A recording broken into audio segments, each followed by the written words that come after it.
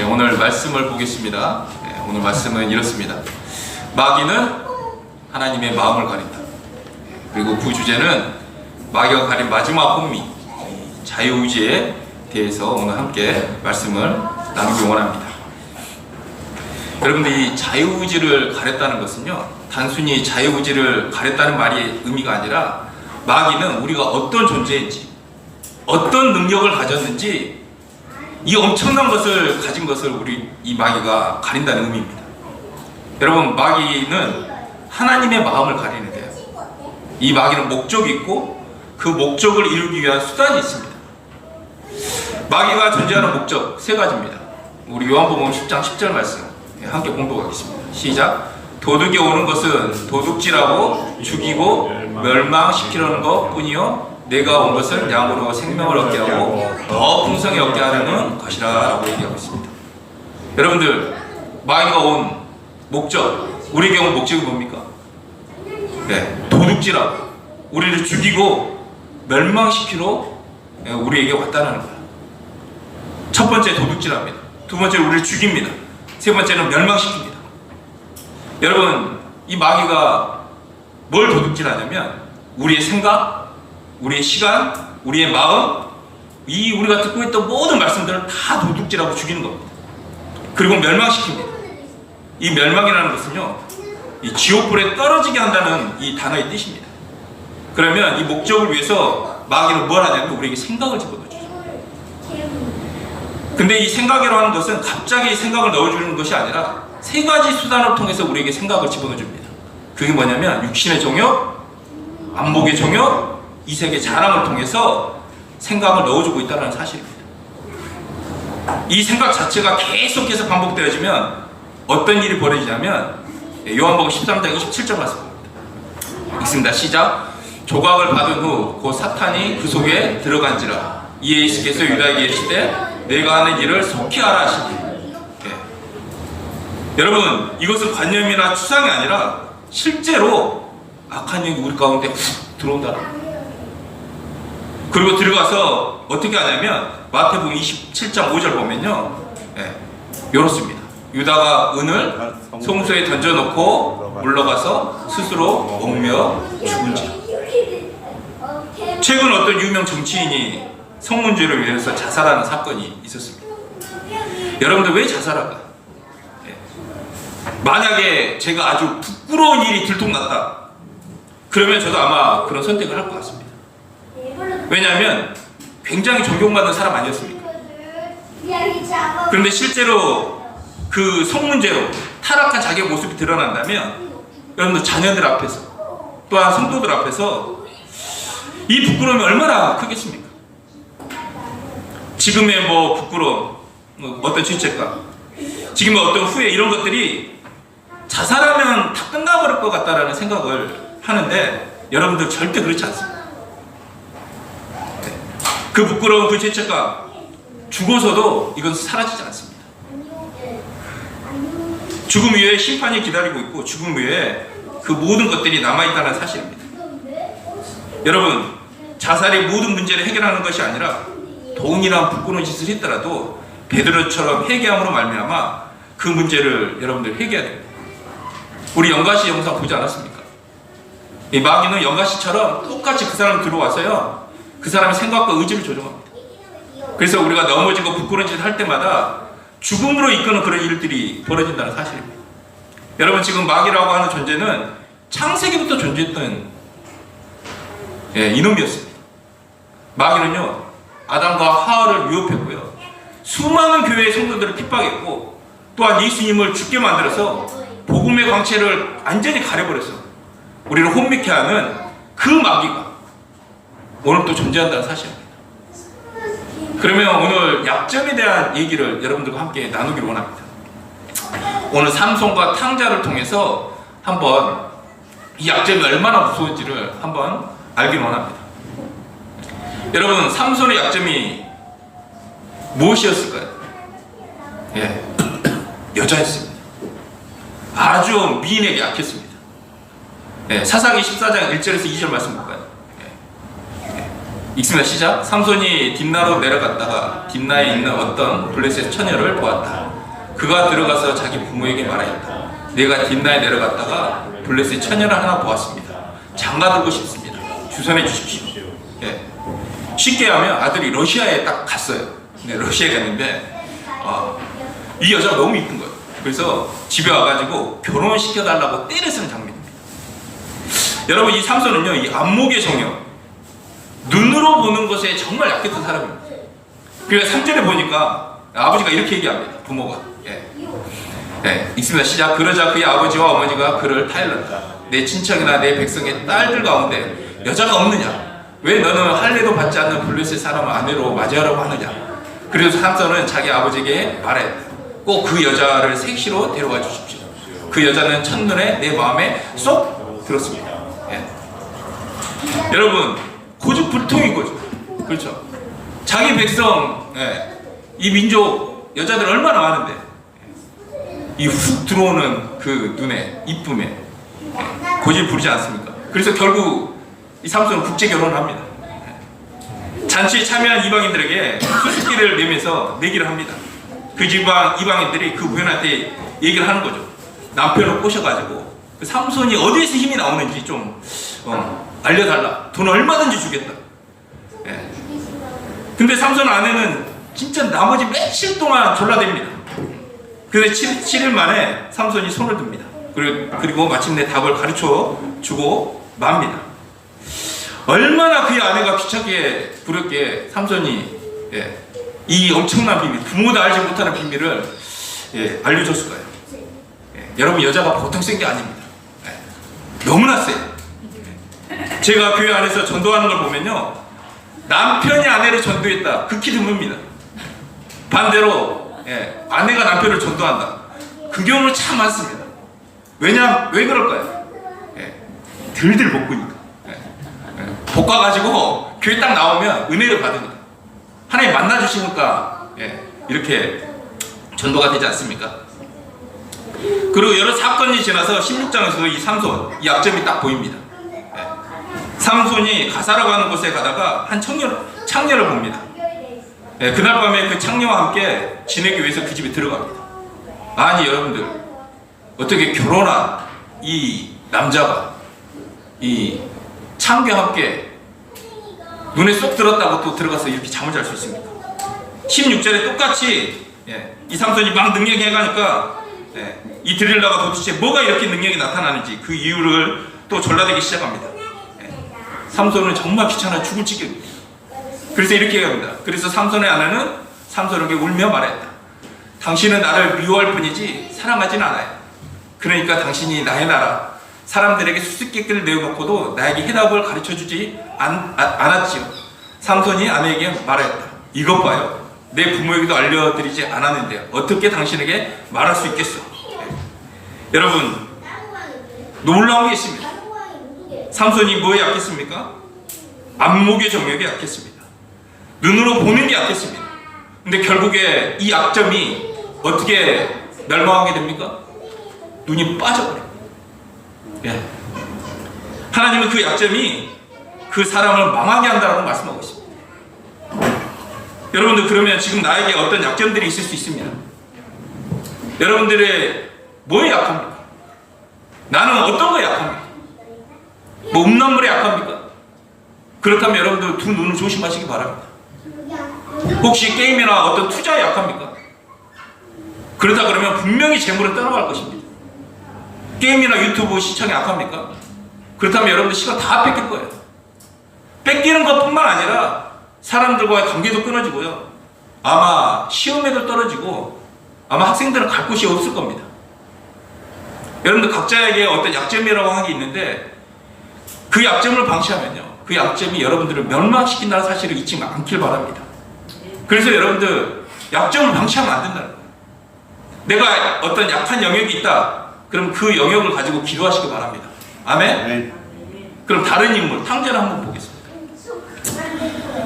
이 탕자는 싸가지가 없는 놈이었어요. 재산을 달라고 하는 것은요, 아버지 빨리 죽으세요라는 요구입니다.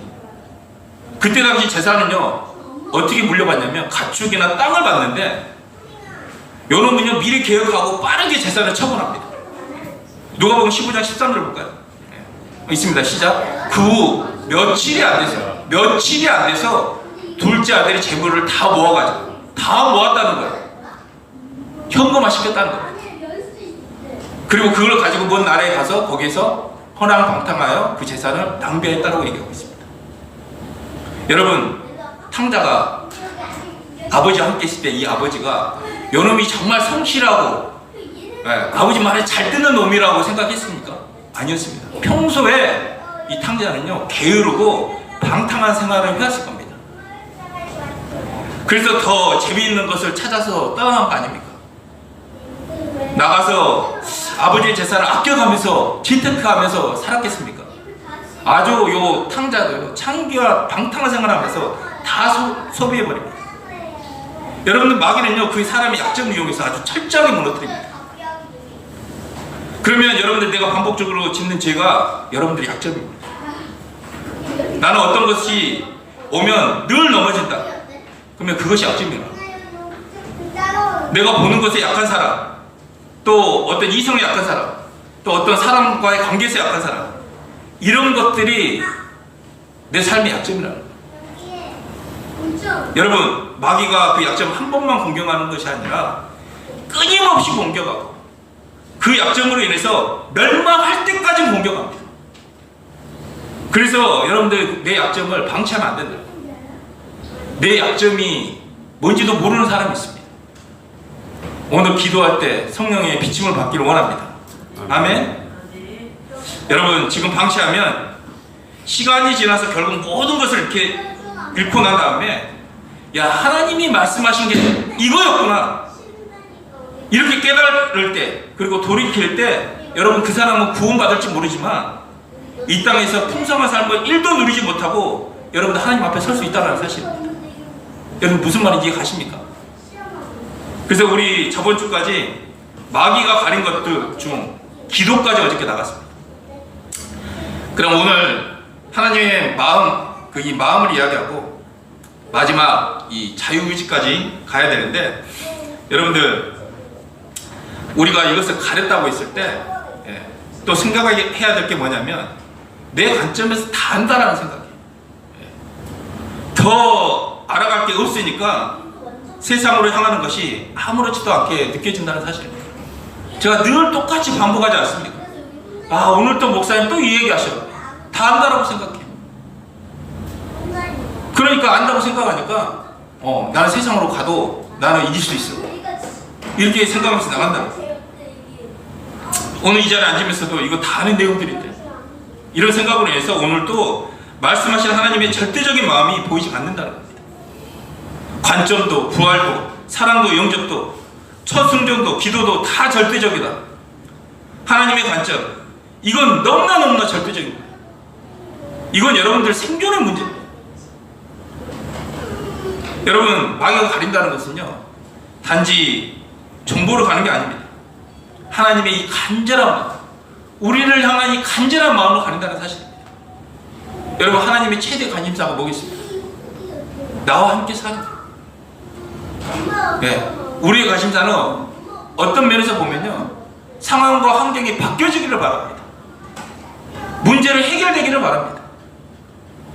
그런데 하나님의 관점에서 하나님의 최대 관심사는 어떤 상황 속에 있더라도 그 상황 안에서 하나님과 내가 관계를 맺기를 바라시는 거예요. 여러분, 제가 얼마 전에 드라마를 보다가 나이를 많으면 생각이 많아진다. 왜냐하면 사람들의 중심이 보이기 때문이다. 이런 대사를 들은 적이 있습니다. 여러분, 나이를 조금만 먹고 인생을 살다 보면요 그 사람의 중심이 보입니다. 여러분, 이 사람의 중심이 보이는데 그 중심이 약하고 나를 이용하려는 이 중심이 있다고 하는 것을 알면서도 사랑한다는 것이 얼마나 어려운지 모릅니다. 여러분, 탕자 아버지는 첫째나 둘째 그 악한 중심을 압니다. 그렇죠? 둘째가 재산을 달라고 얘기했을 때 과연 아버지가 둘째의 중심을 몰랐을까요? 아버지는 탕자가 어릴 때부터 방탕했기 때문에 그가 재산을 달라고 요구했을 때 분명히 이 재산을 주면 정말 허랑방탕하게 쓸 거라는 것을 알고 있었습니다. 아버지는 아들이 아버지를 마음을 이용하려고 했던 그 중심도 알면서까지 그 아버지는 탕자를 사랑하십니다. 여러분, 저 사람이 나를 죽이려고 하는데 그 중심을 품고 있는 것을 아는데도 그 사람을 사랑한다는 사실이에요. 큰아들 또한 동생이 돌아왔지만 막 열받지 않습니까? 뿔나고 자기만 고생하고 투덜대고 있으니까 아버지가 또 나가서 달리지 않습니까? 여러분, 자식을 대한 아버지의 마음이 뭔지 아십니까? 공통점이 있습니다. 첫째나 둘째 뭐겠습니까? 아버지가 먼저 달려가셨다는 사실입니다. 여러분, 하나님은 우리에게 먼저 다가왔고 하나님은 우리를 먼저 품으셨다는 사실을 믿으시기 바랍니다. 그런데 이 먼저 올 때 하나님은 그 사람의 중심, 그 악한 중심을 알고 있으면서도 하나님은 가십니다. 하나님은 우리의 중심을 모르는 바가 아닙니다. 악하고 정말 자기를 이용하는 중심을 알면서도 하나님은 우리를 사랑하신 줄 믿습니다. 여러분, 한번 입장을 바꿔놓고 한번 생각해 보시기 바랍니다. 어떤 사람이 뒤에서 저를 막 헌담합니다. 막 헌담해. 나를 모함해. 근데 어느 날 갑자기 막 웃으면서 아무 일 없는 것처럼 저한테 딱 왔을 때, 또 부탁할 때, 저 사람의 중심이 뻔히 보이는데, 여러분, 저 사람이 내가 정말 사랑할 수 있겠습니까? 예전에 나 건드렸어? 저는 굴복시켜야지 제 직성이 풀리는 성격이 있습니다. 근데 이제 목사가 됐으니까 이렇게 하면 안 되잖아요. 제가 말씀을 준비하면서요, 여러분, 하나님은 그 자기를 이용하려는 그 악한 중심을 무엇으로 그 악한 중심을 바꾸시냐면 상상할 수 없는 사랑을 보여주심으로 바꾸십니다. 끊임없이 자기를 이용한다고 하는 그 중심을 알면서도 하나님은 끝까지 찾아오셔서 그 사람을 품으십니다. 그가 나를 다시 칼로 찌를도 하나님은 다시 오셔가지고 품으십니다. 어떻게 이런 사랑이 있습니까? 나를 또 용서하시고 또 사랑하시고 또 먼저 다가오시고, 내가 죄 짓고 앉아있으면 또 오시고 또 오셔서 상상할 수 없는 사랑을 보여주셔서 나의 중심을 바꾸는 것이 하나님의 방법이라는 겁니다. 더 이상 이 사랑 안에 버틸 수가 없습니다. 그래서 하나님 앞에 우리가 무릎을 꿇는 거예요. 여러분, 누가복음 15장 우리 가운데 보여주신 목적이 뭐겠습니까? 하나님은 죄인도 사랑할 뿐만 아니라 바리새인들도 서기관도 사랑한다는 사실을 하나님이 보여주고 싶었던 말씀입니다. 여러분, 하나님의 마음이라는 게 우리의 관점을 바꾸지 않으면요, 절대 보이지 않습니다. 마귀는 무엇을 가리냐면 하나님의 마음을 가립니다. 선악과를 만들고 이 자유의지를 주실 때 하나님의 마음. 여러분, 이런 불평 많이 하지 않습니까? 왜 선악과를 만들어가지고 죄를 짓게 했어? 아예 만들지를 말지. 왜 선악과를 만들어서 내가 죄 짓게 해서 이 고통의 먹이를 지게 하실까? 이거는요, 여러분, 우리들의 관점입니다. 근데 하나님의 관점에서 선악과를 만든 목적은요, 우리와 함께 인격적인 사귐을 갖기 위해서 만드신 거예요. 하나님이 너무나 소망한 것은요, 나와 인격적인 관계를 맺기를 원하신다는 겁니다. 머리로 알아지고 가슴으로 뜨거워지고 순종하는 것, 이것이 하나님이 소망하시는 거거든요. 하나님이 우리가 이 선악과를 따먹을지 안 따먹을지 왜 몰랐겠습니까? 그런데 따먹게 되면 이 하나님이신 예수님이 죽을 각오를 하고 선악과를 만드셨다는 사실입니다. 하나님께서는 당신의 아들을 죽음으로 내놓으시면서까지 인간과 인격적인 관계를 맺음이 그렇게 소원이었다는 사실입니다. 여러분들, 정령 죽으리라, 이 말 속에 하나님 마음이 느껴지십니까? 우리를 구원할 때 하나님의 마음, 탕자를 기다리는 그 아버지의 마음, 그 사랑, 진짜 이거를 가린다는 사실입니다. 여러분, 관점을 바꾸지 않으면요, 우리는 신앙생활이라는 것 이 자체가 너무 힘든 고행이 될 수도 있습니다. 여러분, 두 번째 부활입니다. 관점을 먼저 바꿔야 됩니다. 두 번째 부활입니다. 마귀가 이 부활을 가린다고 그랬을 때 여러분들, 우리가 하나님 살아계신 거, 하나님이 내 안에 계시는 거 어떻게 믿을 수 있습니까? 여러분들, 예수님 부활하셨다는 얘기는 예수님이 하신 모든 말씀이 실제라는 사실을 증명해야 될 사건입니다. 부활을 통해서 하나님의 실존과 예수님이 내 안에 계신다는 것을 믿을 수 있게끔 하셨다는 게 부활을 주셨다는 말씀입니다. 여러분, 왜 부활을 주셨을까요? 부활을 주신 목적도요, 함께 살기 위해서 부활을 주신 줄 믿습니다. 여러분, 에녹이 300년 동안 하나님과 동행했습니다. 그 동행이 믿음이었습니다. 에녹의 믿음은요, 하나님을 찾는 자와 상 주시는 자, 인격적인 관계를 맺음의 이 믿음입니다. 여러분들, 단순히 하나님이 계시고 상 주시는 거, 이게 동행이구나, 이게 아니라 살아계신 그 하나님이 하나님을 찾는 자에게 상도 주시고, 기도하는 자에게 응답도 주시고, 고난받는 자에게 위로를 주시고, 그런 어떤 관계가 되는 하나님을 믿었다는 것입니다.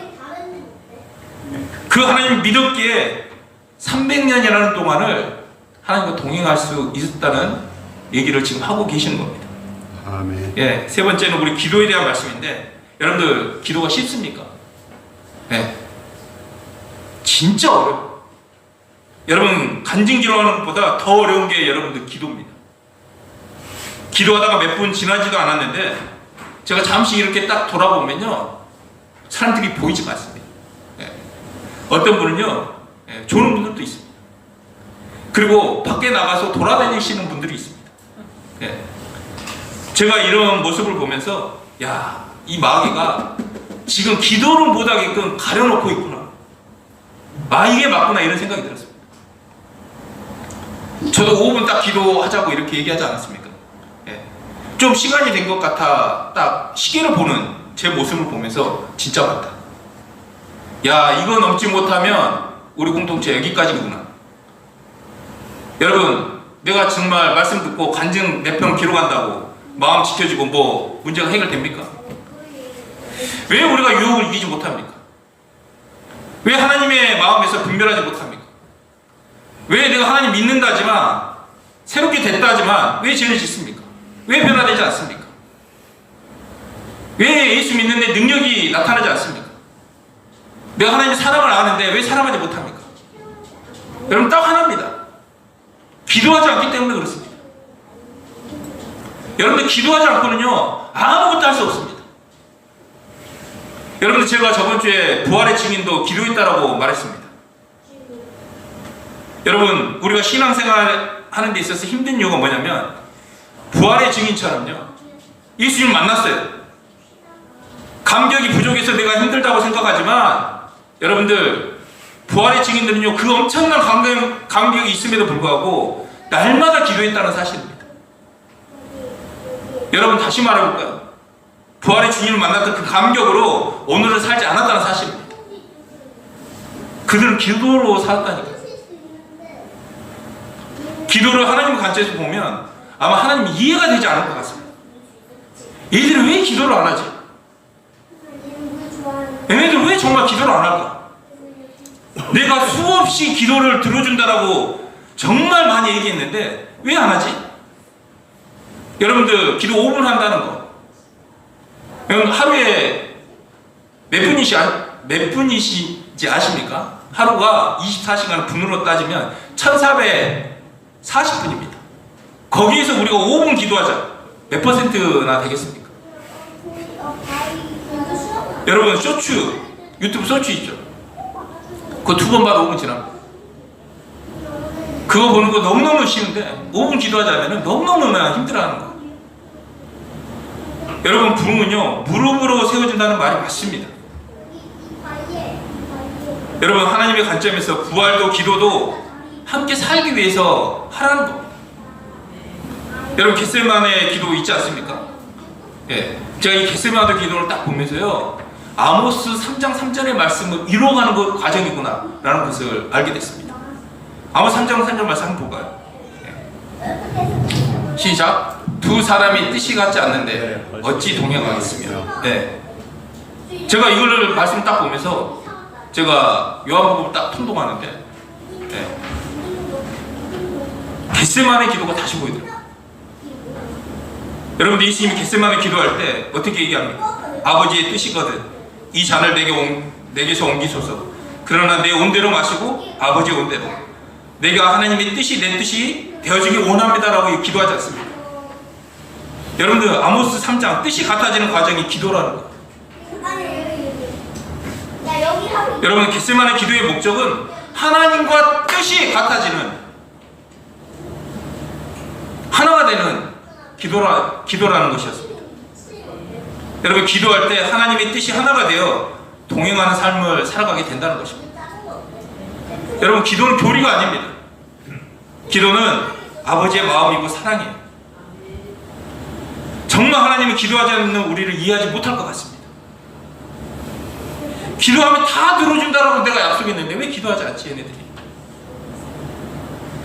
기도에 대한 하나님의 마음이 어떨까요? 여러분 부모의 마음 아십니까?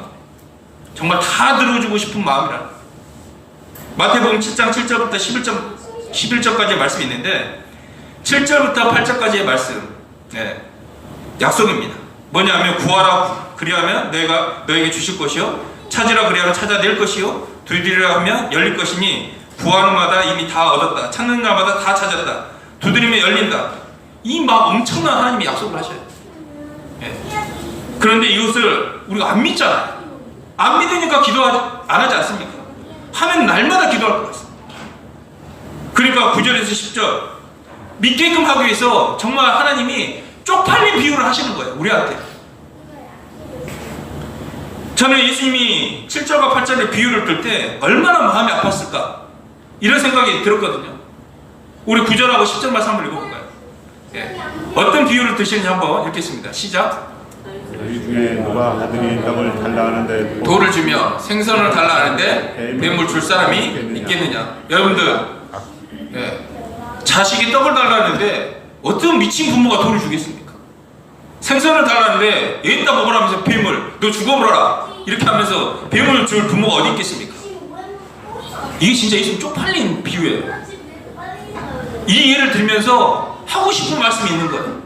11절 말씀입니다. 읽습니다. 시작. 너희가 악한 자라도 좋은 것으로 자식에게 줄 줄 알거든 하물며 하늘에 계신 너희 아버지께서 구하는 자에게 좋은 것으로 주시지 않겠느냐.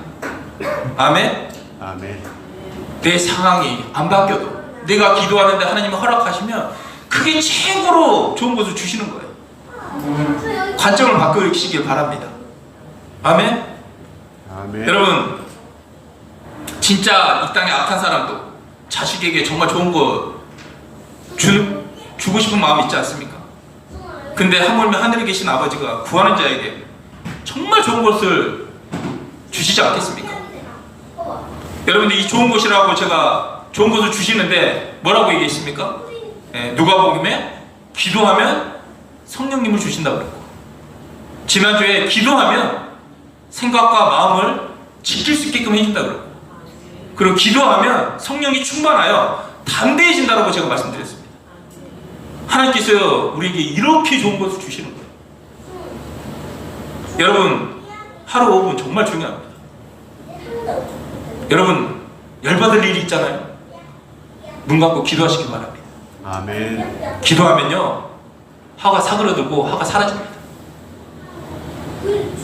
여러분들 우리가 기도라는 걸 경험해야 되지 않겠습니까? 경험이 되어야지 더 큰 기도가 되지 않겠습니까? 여러분들 우리 교회가 덥잖아요. 제가 하나님께 기도했습니다. 제가 시원한 곳을 찾아다니지 않고 아버지의 집을 지키게 해달라고. 막 기도하니까 여러분들 생각지도 않게 도와주시겠다는 분이 연결되지 않습니까? 우리가 이거 생각하면 감당할 수 없는 비용입니다. 근데 섬겨주신다고 그러지 않습니까? 제가 이걸 보고 얼마나 놀랐겠습니까? 기도하니까 이렇게 큰 경험을 맛보게끔 해주지 않습니까? 제가 누구한테 이런 부탁하는 성격이 아닙니다. 여러분들 잘 알잖아요. 그래서 여러분들이 힘든 줄 믿습니다. 제가 여러분들 힘든 줄 압니다. 근데 기도하면 하나님께서 그 응답하시고 더 큰 것을 주시는 걸 알고 있기 때문에 제가 어디 가서 굽신거리지 않습니다. 기도합니다. 그럼 하나님이 응답해 주시는 거예요. 그런 경험이 있다 보니까 기도에 맛이 나고 기도를 하자는 겁니다. 여러분, 제가 말씀하고 싶은 것은 뭐냐면 이 기도라고 하는 것이 하나님과 뜻이 같아지는 과정인데, 기도하면 들어주신다는 하나님이 너무 큰 사랑이라는 거예요. 여러분들 오늘 비유하십니다. 악한 자도 자식에게 좋은 걸 주는데 하늘에 계신 너희 아버지가 너희에게 더 좋은 걸 주시지 않겠냐, 이렇게 말씀하시는데 왜 기도를 안 하냐. 그래서 마지막 마귀가 가린 게 자유의지라는 겁니다. 자유의지. 이 자유의지를 가렸다는 말이 무슨 의미냐면, 여러분들 내가 어떤 존재가 됐는지, 예수로 말미암아 어떤 존재가 됐는지, 내가 얼마나 큰 능력을 가지고 있는지, 내가 정말 하나님 앞에 충분한 의지를 드릴 수 있는 존재임에도 불구하고 이거를 안 한다니까.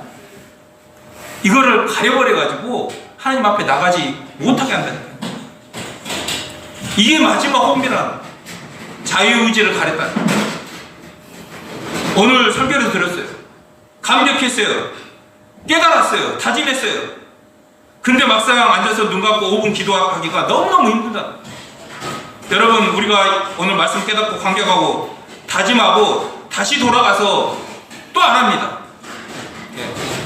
이제 지금까지 신앙의 패턴이에요. 깨닫고 다짐하고 안 하고, 감격하고 다짐하고 깨닫고 안 하고, 지금까지 계속 신앙 패턴이 이랬습니다.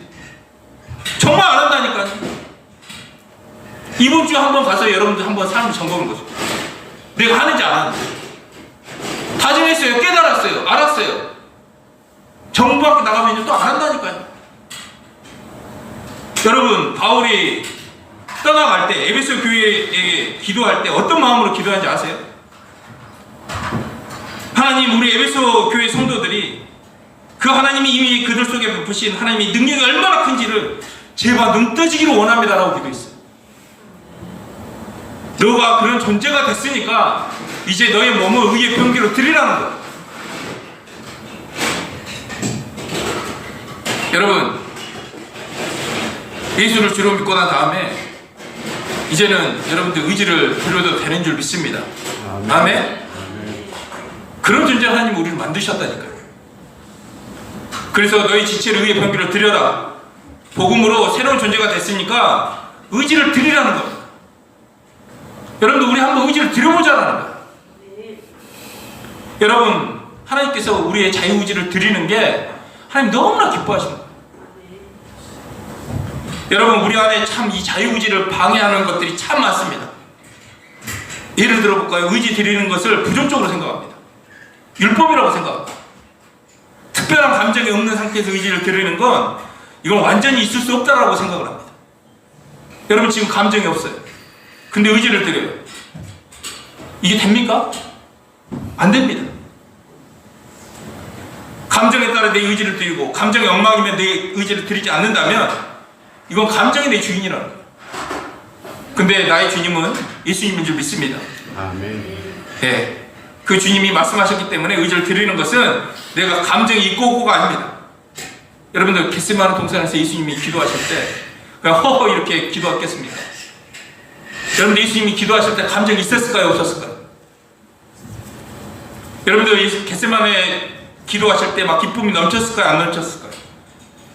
여러분, 심히 고민했고 땀방울이 핏방울이 됐다고 느꼈어요. 정말 드리고 싶지 않았어요. 하고 싶지 않았어요. 그런데 그럼에도 불구하고 예수님 의지를 드려서 기도합니다. 하나님의 뜻을 맞춰가기를 정말 의지를 들여서 기도했다는 겁니다. 이것을 아버지가 기뻐하셨다는 겁니다.